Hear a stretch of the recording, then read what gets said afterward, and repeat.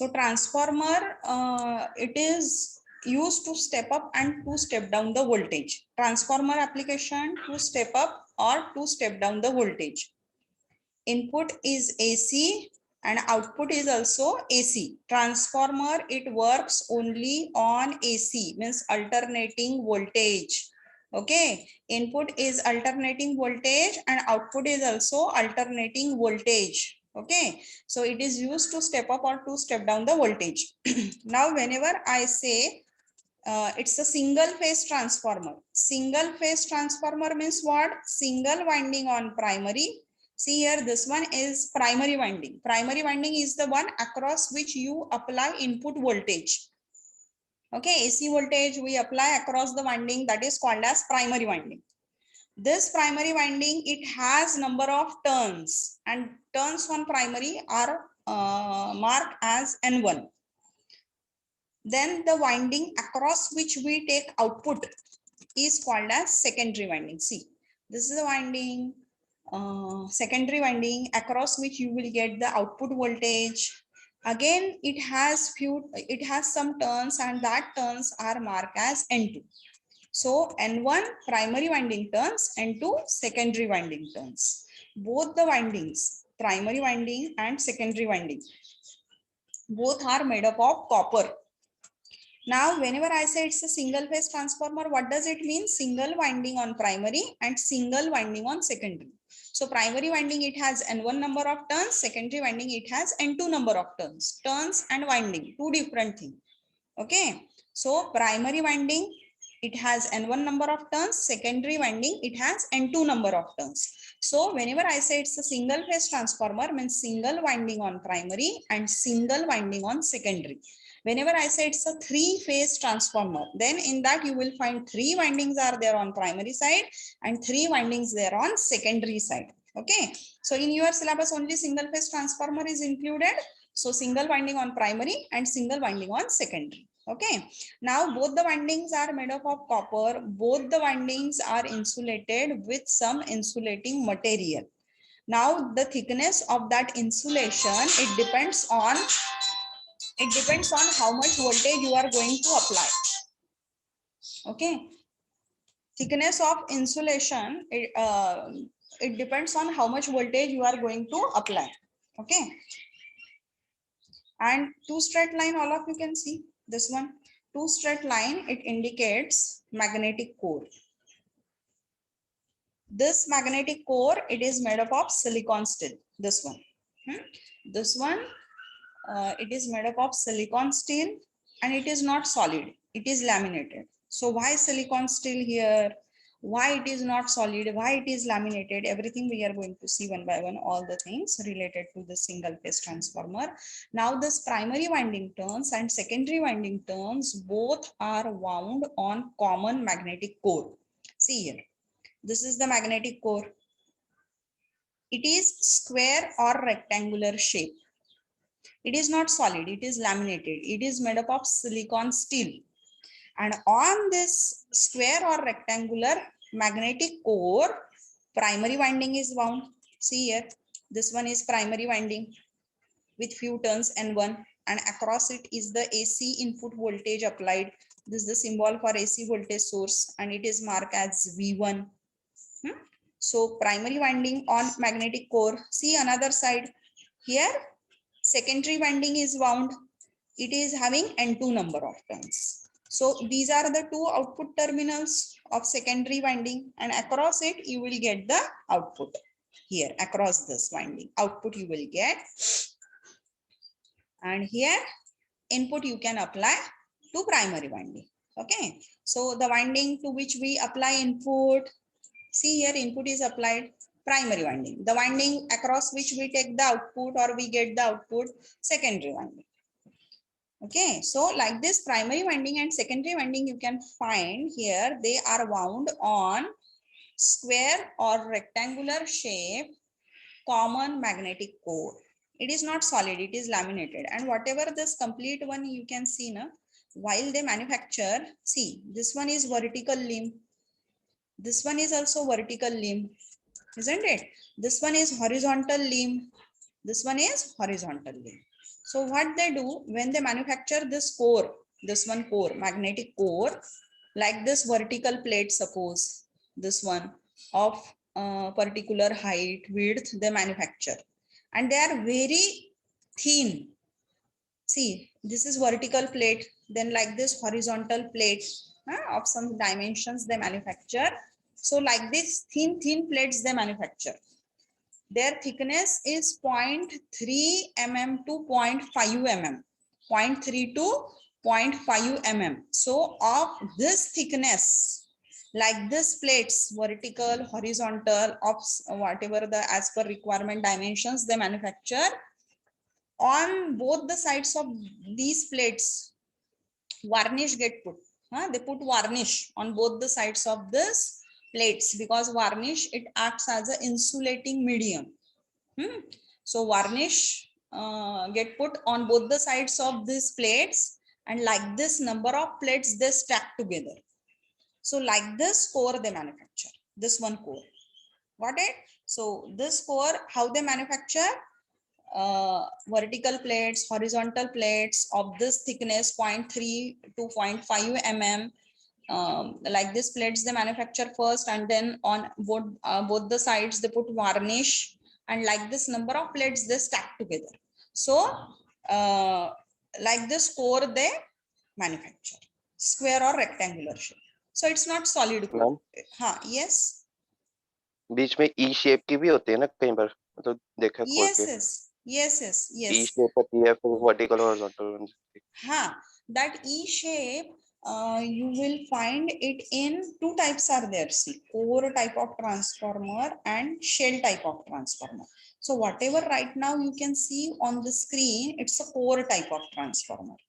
Okay, and another one is shell type. Shell type यहाँ पे आपको दिख रही है. Here you can find only two vertical limbs. This one. Okay, two vertical limbs, and both the windings are wound on two side limbs. Okay, another type we'll see one by one. That is the difference is there in your syllabus between core type and shell type. So another type is shell type of transformer, where third one limb is also there, middle one, and both the windings are wound in the shell type of transformer on middle one limb. Okay, both the windings are wound on middle one limb. 1 minute. That is the shell type of transformer. If you see, the central limb is there, it has, and both the windings are wound on central limb. Okay, so there then E shape plates get manufactured for that. Okay, depending on transformer. And again, this one is single phase. For 3-phase transformers are also there. Okay.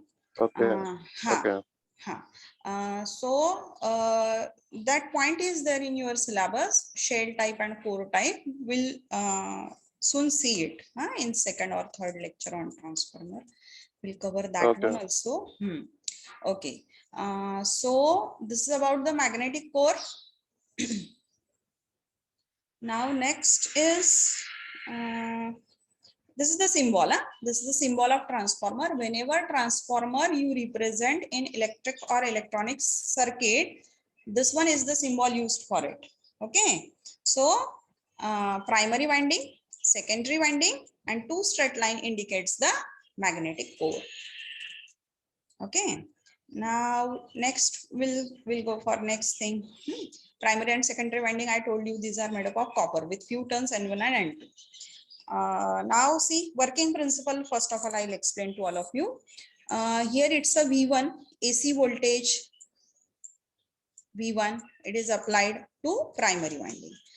When you apply AC voltage V1 to primary winding, circuit is closed one on primary side. So current starts to flow through primary winding. Okay. Now all of you know, when current flows through a conductor, around it, it produces magnetic field, isn't it? Any conductor you take, suppose this one is a conductor, pass current through it, around it produces magnetic field. If you are passing DC current, If you are passing DC current, direct current, then which is having constant magnitude and constant direction, then round it produces stationary magnetic field. Okay, and if you are passing AC current through any conductor, then round it produces changing magnetic field. Transformer works on AC only. AC voltage you have applied, AC current you are passing through conductor, so round it produces changing magnetic field. How to find out its direction? Right hand thumb rule. Right hand thumb rule, all of you know. Suppose this is the conductor, take its cut section, larger I'll draw.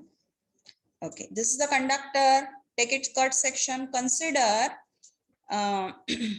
it is carrying current away from observer. Away from observer toward the observer means for that arrow conventions you can use. Arrow conventions. Arrow moving away from observer, what you can see, its tail means it will look like this. What cross indicates here? Direction of current through that conductor. If inside के लिए ना sign conventions, if current is moving toward the observer, consider arrow moving toward you, so what you can see, tip of that arrow. So like this is its cut section. So here dot and cross, what it indicates? Direction of current through that conductor. So right hand thumb rule, for what purpose it is used? Whenever any current carrying conductor round it produces magnetic field. So to find out the direction of that magnetic field, right hand thumb rule is used. Got it, everyone? So hold the thumb in the direction of current, means this one case you, this one everyone clear? Away from observer cross and toward the observer dot convention. Okay, so see this one, you try, hold the thumb away from you and wrap the fingers around the conductor. Consider conductor is horizontal, means parallel to ground, it is carrying current away from you. Hold your thumb of right hand in the direction of current that is away from you and wrap the fingers around the conductor. The direction in which you are wrapping the fingers is the direction of magnetic field produced around that conductor. In which direction you are wrapping the fingers, clockwise or anti-clockwise? Clockwise. Clockwise. So round it, in which direction the magnetic field get produced, its direction means like this it will be, in clockwise direction. Clear to everyone? What is right hand thumb rule? Right hand thumb rule, it is used to find out the direction of current, direction of magnetic field produced around a current carrying conductor. Okay, clear? So this is for away from observer. Toward the observer will be opposite to this, means in anti-clockwise direction, isn't it? Okay, I think everyone have studied this in 12th, just I revised it. Okay, so here is the different case. Here conductor is not straight. How it is wound round that limb. In which direction this coil is wound? Observe, primary winding clockwise wound ki hai ya anti-clockwise? Above limb, above limb gayi hai, right? So here if you observe, this N1 turns, that is primary winding, is wound in clockwise direction. So wrap the fingers in clockwise direction of a right hand and check in which direction the thumb points. Now here reversing, you have to consider fingers along current and thumb along right magnetic.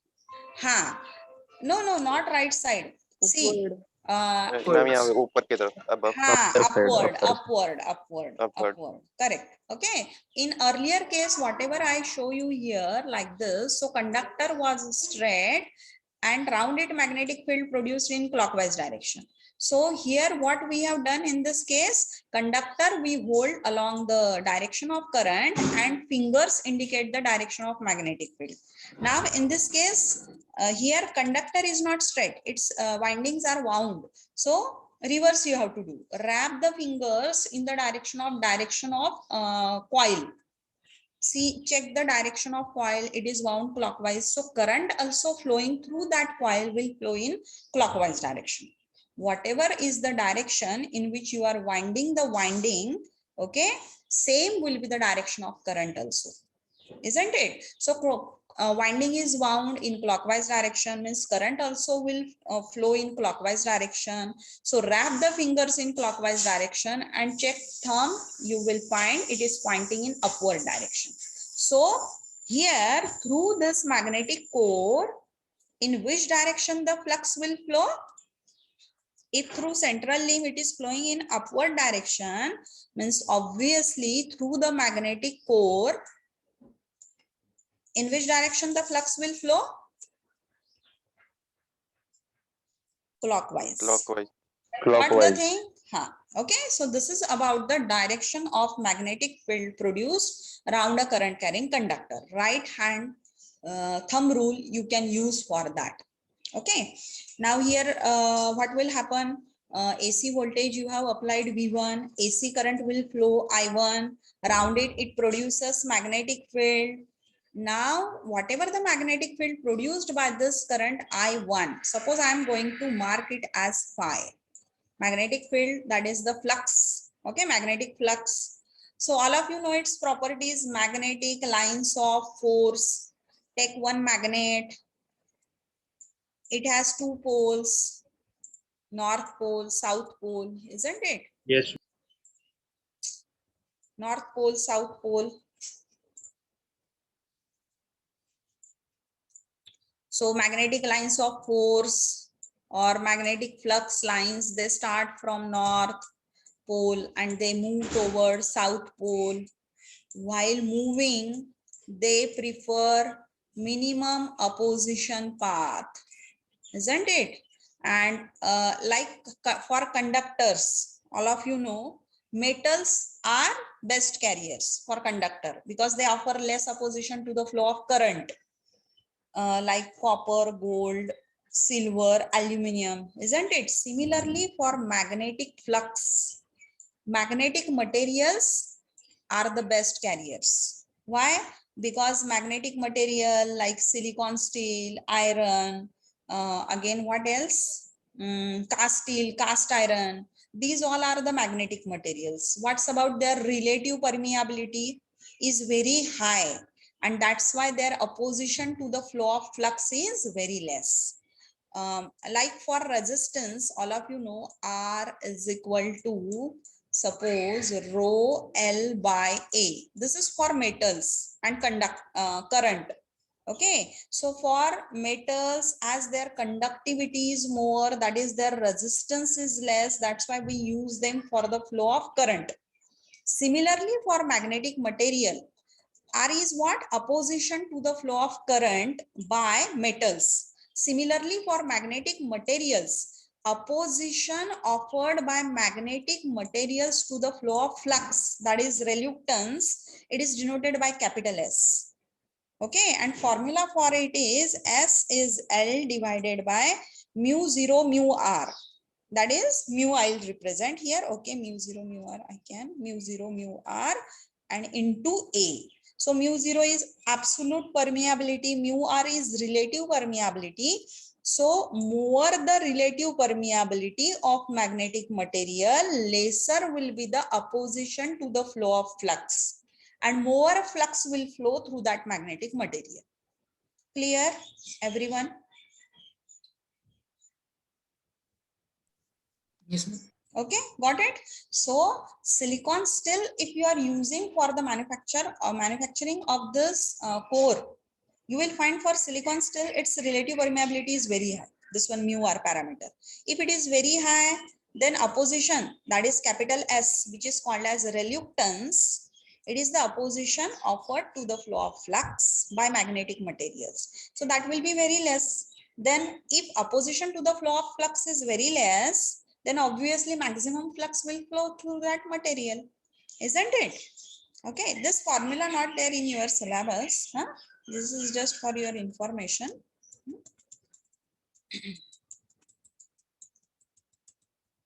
Okay, so magnetic lines of force, this all of you know, they start from north, move to south pole, isn't it?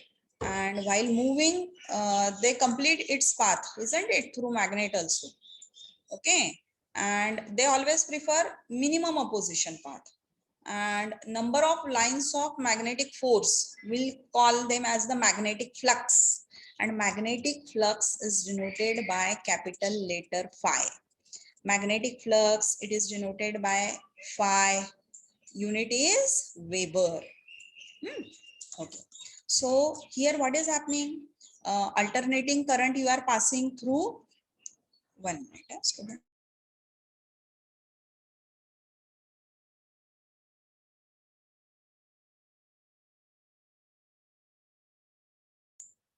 Okay, so here you are applying AC current, AC voltage. AC current will flow through that windings. Then this AC current produces magnetic field. That also will be alternating because current is alternating. Now this magnetic field, this core, its direction we have seen. Magnetic field, it is flowing in clockwise direction. Maximum flux will flow through core. Why? Because this core is made up of silicon steel. Silicon steel, its relative permeability mu r is very, very high. That's why opposition offered by this silicon steel core to the flow of flux will be very, very less. And that's why maximum flux completes its path through this core only. Okay, more detail will tell you. Here you observe this image. See, here AC voltage you have applied, AC current is flowing. Now whatever the flux produced by primary winding, see, maximum percentage of flux completes its path through this silicon steel core. And whatever the flux flowing through the silicon steel core it only helps in producing the output. And that's why flux flowing through this core is called as useful flux. Okay, because it helps in producing the output. Why maximum flux is flowing through the silicon steel core? Because its relative permeability is very high, opposition will be very less, that's why. But what is happening, suppose, imagine in between here air is there. In this between primary and secondary winding, air is there. Here also air is there. All of you know air relative permeability is not 0. What is the relative permeability of air? 1, means which is very, very less. Okay, if relative permeability of air as it is very, very less, which is equal to 1, opposition offered by air will be very high, but it will not be infinity. That's why what happens, 2 to 5% of flux completes its path through air like this. See, and this flux don't help in producing the output, and that's why this one flux is called as leakage flux. So what is happening, as air, its relative permeability is not 0. So opposition offered, it is 1. Okay, so opposition offered by air to the flow of flux, it will not be infinity. And that's why very less percentage of flux will complete its path through air, and that is 2 to 5%. It is 2 to 5%. Okay, 2 to 5% of flux it is, which is very less. It don't help in producing the output. That's why it is called as leakage flux. So leakage flux is the one which don't flow through core. Got it? And whatever the flux flowing through the silicon steel core, it is 95 to 98%. See, if it is 2 to 5%, then obviously useful flux, I can say it's a 95 to 98% of flux. So 95 to 98% of flux, it completes its path through core, and which helps in producing the output, and that it is called as useful flux. So what I can say, whatever the total flux produced by primary winding, it is leakage flux plus useful flux. Leakage flux is the one which don't flow through core. You can say in this case it is flowing through air. Okay, and useful flux is the one which is flowing through core. Got it clear? The concept of leakage flux, useful flux. Okay, if you have any difficulty, ask me. Now, in this case, working principle, forget about the leakage flux right now. Okay, so here what will happen? So this is all about leakage flux and useful flux. Now forget about the leakage flux. You consider V1 you have applied, I1 current will flow. It produces the flux phi1, which is flowing through core. Maximum percentage of flux flows through core. Neglect the leakage flux. Right now we are going to neglect the effect of leakage flux. Now what will happen? This flux is alternating because you have applied AC voltage, AC current. So whatever the flux flowing, that also will be changing flux. Alternating flux is flowing through this core. Now if you observe on the common magnetic core, both the windings are wound, primary winding and secondary winding. So this changing flux, it is coming in contact with N2 number of turns. Turns are stationary. Transformer, it's a static device. None of the part rotates. Okay, its magnetic core is also stationary. Primary winding is stationary. Secondary winding is also stationary. So this changing flux coming in contact with N2 number of turns. Flux is changing, that is alternating flux, which is not stationary. So changing flux, alternating flux, it comes in contact with stationary N2 turns, which are made up of copper. What will happen as per Faraday's law of electromagnetic induction? It will induce EMF in it. Correct. EMF get induced in N2 number of turns. Okay, so this changing flux coming in contact with N2 number of turns, EMF get induced in N2 number of turns, and it is marked as E2. It is get induced in secondary winding, that's why suffix is 2. Okay, now we'll derive the expression for this. E2 expression is 4.44 F phi m N2. And if you observe this equation, all parameters in this equation are constant. Why they are constant, that also we'll explain to all soon. Then this, okay, so E2 is the EMF induced. We'll derive soon the formula for this 4.44 F phi m N2. Then I'll explain to you whatever the parameters in this equation are right hand side are all constant parameters. That's why we can say E2 is constant. Okay, why all parameters are constant? Because V1 we don't change. Transformer, everywhere you can find its primary side voltage is always constant, and that's why whatever the parameters on right hand side are constant. Supply frequency is also constant. All of you know, all over India frequency is 50 hertz. Okay, in detail we'll see soon in 1-2 lectures. Okay, we'll derive the expression for this and all parameters why they are constant. It will be clear to you soon. Okay, so this is the E2 is the EMF induced now in secondary winding. E2 get induced here. Okay, now this is I1, V1. Now this flux comes in contact with N2, E2 get induced. Now this changing flux, is it coming in contact with stationary N1 number of turns? See, it is flowing in, it is coming in contact with N1 number of turns also. So as per Faraday's law of electromagnetic induction, will EMF get induced in primary winding also?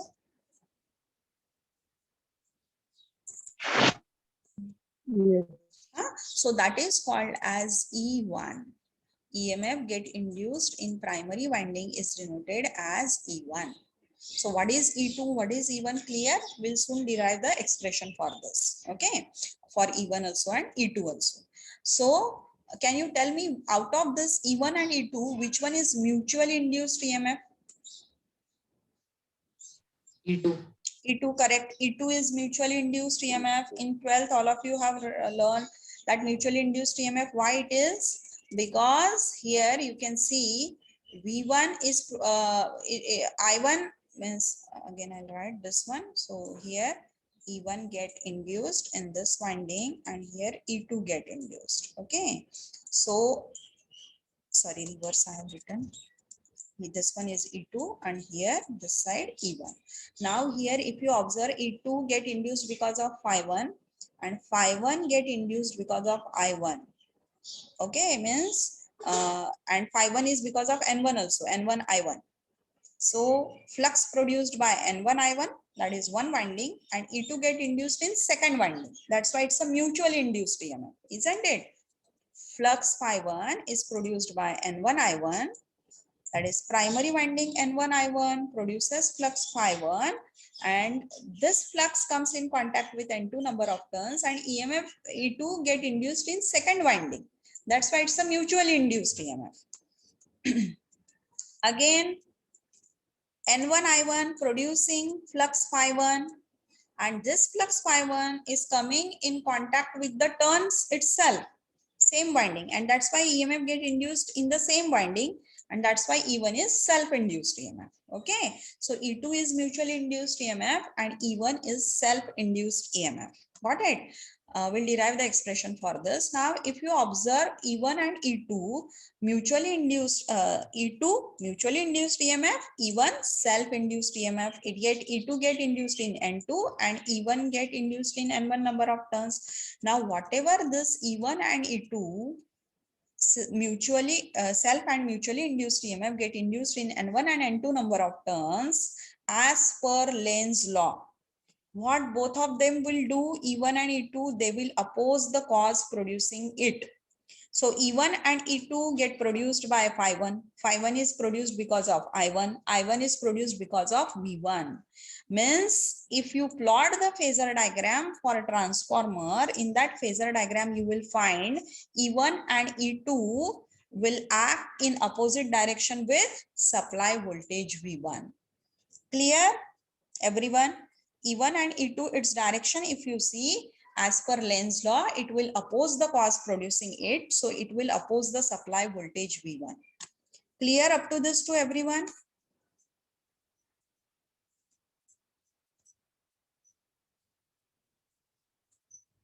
If you have any difficulty, please ask me. Okay, hope no difficulty you have up till now. So see here, now E2 get induced on secondary. Secondary side, is there any load we have connected on secondary? Have we connected any load across secondary? No. Means what we can say, secondary is open. Means transformer is at no load. As transformer is at no load, secondary is open. Although EMF get induced in it, E2, will current flow through secondary winding? No. Current will not flow because it's an open circuit. We have seen for open circuit resistance is infinity. So no current flows through open circuit. No current will flow through secondary when the transformer is at no load condition. This is called as the no load condition of transformer. Means no load is connected across secondary.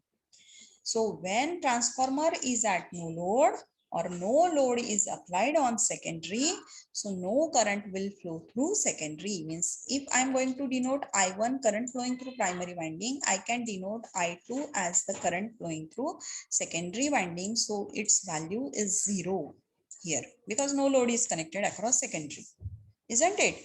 As no load is connected here on secondary side, will there be any power consumption? No.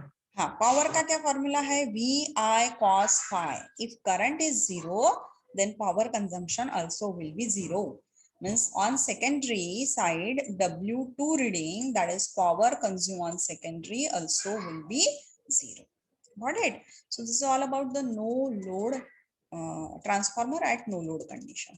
Means across the secondary, this whatever this EMF get induced, E2 mutually induced EMF in secondary, means if here one voltmeter I connect, its reading will be how much? Equal to E2. And that, E2, and that is called as no load voltage. Why E2 is called as no load voltage? Clear? Because although you don't connect any load on secondary of transformer, EMF get induced, and this one voltage you can measure by connecting one voltmeter across secondary. So whatever the reading of this voltmeter you get, that is called as no load voltage. Clear? No load voltage E2. See here I have written AC voltage you apply across primary, AC current flows through that, AC AC voltage you apply, AC current flows through primary winding, alternating flux flows through core. That alternating flux comes in contact with N2 number of turns. E2 get induced, mutually induced EMF, and same flux comes in contact with N1 number of turns, self-induced EMF E1. And E2 is called as no load voltage, and it remains constant throughout. Okay, so what we can say, then later on, what I'll do, up till now transformer secondary was open. Now what I'll do, I'll connect one lamp across secondary of transformer. Once you connect lamp across secondary of transformer, now up till now secondary was open. Okay, up till now secondary was open. Now what we have done, we have connected one lamp across secondary. So observe the secondary circuit. Is it closed now? Yes. It is closed. So circuit is closed one, and EMF is induced in secondary winding. So what will happen? Circuit is closed one, and Current will EMF flow. current will flow. Correct. Current will. Current will start to flow through secondary winding. Now, as current is flowing through secondary winding, so will lamp glow here? Yes. Lamp will glow. Okay, means lamp glow. So what I can say, that the electricity get transferred from primary to secondary. Isn't it what transformer has done?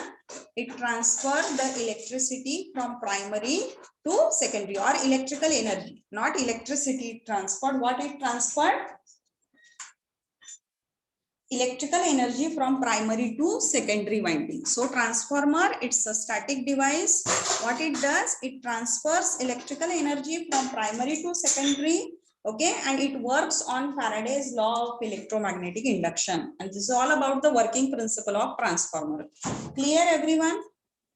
Ma'am वो Working current principle. को amplify भी करता है ना? Current को, yes, current को क्या amplify? Amplify भी करता है ना, मतलब उसका नहीं, मतलब उसकी अमाउंट भी बढ़ाता है ना जब स्टेप अप होता है. हाँ, that will explain to all of you about the current. What happens? See, very soon we'll learn the point why rating of transformer is given in kVA. Okay, so when why rating of transformer is given in kVA, when you learn that point, we'll see that the kVA equation, it is equals to V1 I1 is equals to V2 I2. See, this one is the formula. kVA rating is equals to V1 I1 is equals to V2 I2. So you assume V1 I1 is equals to V2 I2. See, kVA rating is equals to V1 I1 is equals to V2 I2. So what I can simplify it, V2 by V1 is equals to I1 by I2. Means if it is a step up transformer, now two types are there, step up or step down. If it is a step up transformer, then V2 is greater, isn't it? And if it is a step down transformer, then V2 is less. So consider करो कि step up transformer है. If you observe this equation, V1 and I1 are inversely proportional, V2 and I2 are inversely proportional. So if you are going to step up the voltage on secondary, what will happen with I2?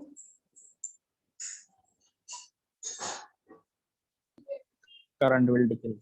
Current will be less on secondary compared to primary, isn't it? And if it is a step down transformer, means V2 is less than V1, so I2 will be more than I1. Okay, like this happens. And for amplification means then you have to use the amplifier. That is different thing. That's the part of electronics. This is the transformer. Yes. It means transformer, its working means application is explained in terms of voltage. Whenever you wanted to step up voltage or step down voltage, then you have to you can go for transformer. And then if you are going to step up the voltage, current will be less, like this things. That's why if you remember in some batches I conduct D1 and D2. So during practical I told you why voltage they step up. because if you step up the voltage, then current will be less, then I square R, transmission losses will be less. Okay, that's why after generation station, everywhere you will find step up transformer is there to reduce the transmission line losses. Okay, we'll see all parameters. It's all about the KVA rating. KVA rating in detail I'll explain to you later on. Before that, all these concept previous I have to explain. Okay, so here we were that it transmits. So working principle clear. So transformer, it's a static device. It works on Faraday's law of electromagnetic induction, and it transmits electrical energy from primary to secondary with the change in voltage and current, but frequency remains constant. Whatever is the supply frequency V1, same frequency will be of E1, same frequency will be of E2, and if across this lamp I connect one voltmeter, connect here one voltmeter across lamp, it will give you voltage across lamp. So that one voltage also will be AC and its frequency also same. Okay, means here how many voltages? V1 is there, E1 is there, E2 is there, and V2 is there. V2 is called as, see here I have written voltage across lamp, voltage across load, V2. So 4 voltages are there, V1, V2, E1, E2. So if V1 supply frequency is 50 Hertz, then for every voltage frequency will be 50 Hertz. Okay, so transformer, it's a static device. It transmits electrical energy from primary to secondary with the change in voltage and current, but supply frequency remains constant, and it works on Faraday's law of electromagnetic induction. This is all about its working principle. So how transformer transmits electrical energy from primary to secondary, clear? V1 you apply. Again in brief I will explain. See, V1 you apply, it is alternating current flows through primary winding. Then primary winding produces magnetic field, alternating, that flows through core. This alternating flux comes in contact with N2 number of turns. EMF get induced as per Faraday's law of electromagnetic induction, E2, mutually induced EMF. Then on secondary side, if the circuit is closed one, the moment E2 get induced, current starts to flow through secondary winding. If you observe here, one lamp I have connected across secondary, whatever the current flowing through secondary winding, same will be the load current. Current flowing through secondary winding here, same current flows through load. So current starts to flow through load, means electricity get transferred from primary to secondary. So, okay, up to this clear. Now what is happening here? Suppose this E2 is 220 volt. You assume this E2 is 220 volt. And primary side voltage is 110 volt. This one you are using in practical also. Your last practical, this one transformer you will be using. That's why this specifications I consider. Single 1 kVA transformer, 110 volt / 220 volt, means primary side voltage is 110 volt and secondary side voltage is 220 volt. So it's a step up or step down transformer? Step up. Step up. Step up transformer. If voltage V2 is more than V1, see, if here whatever the V2 if more than V1, then it is a step up transformer. Then you will find N2 also will be more than N1. So all of you can see, turns on primary I have shown less and turns on secondary I have shown more. Whenever you are using for practical or any circuit step up transformer, it does mean V2 is greater than V1. Then you have to show turns on secondary more than primary. And reverse is the case for step down. Step down transformer means what? V1 will be greater in that case, and then N1 will be more. Okay. So here, now see, consider this one transformer, 110 volt you are going to apply across it and 220 volt you will get on secondary. Consider this E2 mutually induced EMF is 220 volt. Okay, 220 volt is the mutually induced EMF. Now this is the EMF get induced in this N2 number of turns.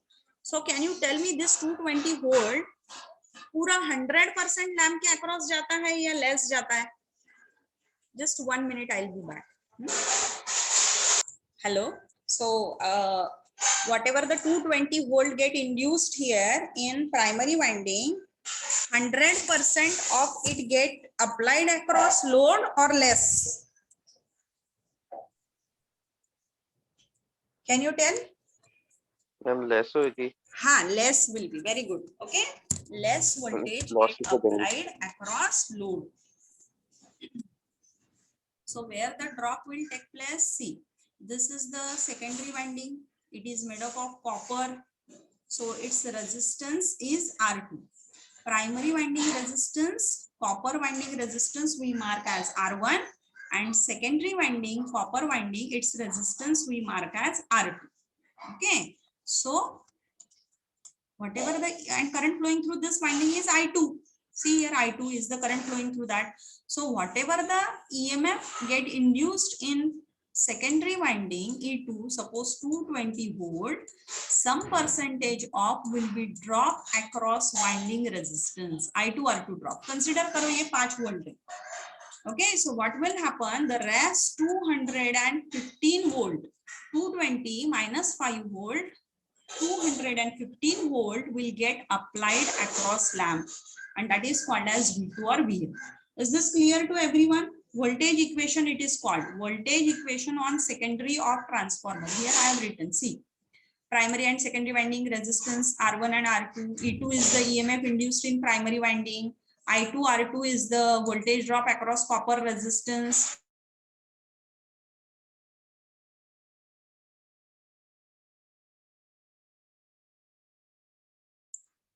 Okay, so E2 is the EMF induced in secondary winding.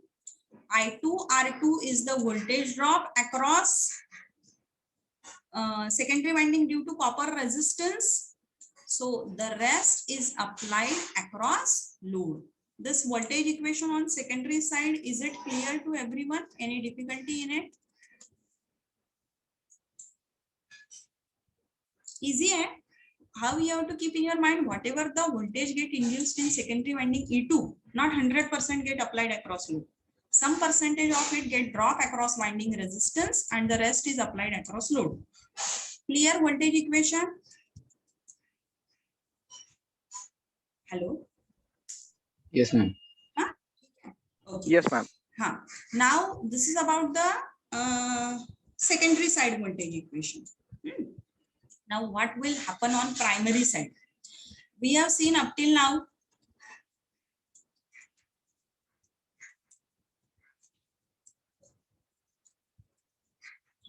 see what we have seen, that alternating flux comes in contact with primary turns also, and here also E1 get induced, isn't it? And as per Lenz's law, this E1 and E2 both will act in opposite direction of the cause producing it, or they will oppose the cause producing it. This E1 and E2, they will act in opposite direction with supply voltage. Okay, so on primary side, what will happen? Whatever the voltage you apply, how it is utilized? It is utilized to overcome this E1, because E1 acting in opposite direction with V1. One more drop is also there. See, primary winding made up of copper, its resistance is R1, current flowing through that is I1. So I1 R1 voltage drop will be there. Okay, so whatever the voltage you apply on primary,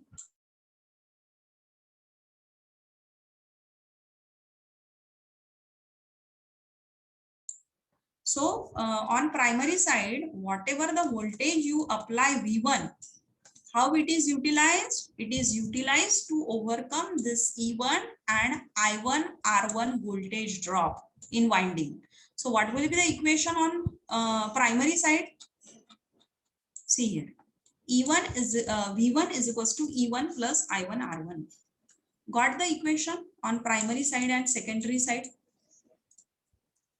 Any difficulty with this?